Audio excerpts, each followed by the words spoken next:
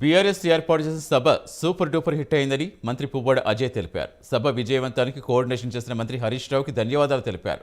లక్షలాదిగా ప్రజలు విచ్చేసిన సభ ద్వారా దేశానికి కేసీఆర్ దిశానిర్దేశం చేస్తారన్నారు. తమ పార్టీ సభకు రావాలని ఎవరికీ బొట్టు పెట్టి చెప్పలేదన్నారు. మా జిల్లా నాయకులందరికీ ఫ్లెక్సీలు పెట్టడం మా సంస్కారం, సభకు రాకపోవడం వాళ్ళ సంస్కారమని ఎద్దేవా చేశారు.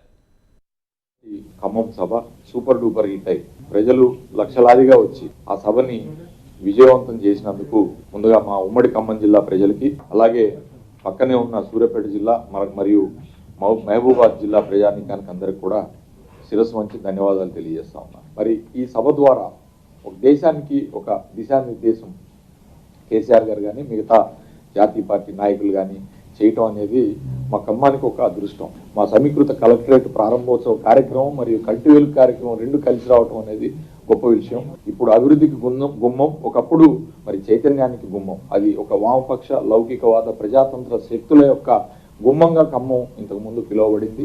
ఇప్పుడు ఆ గుమ్మం ద్వారా ఇంతమంది లౌకిక ప్రజాతంత్ర మరి శక్తులన్నీ కూడా ఒక వేదిక మీదకి రావడం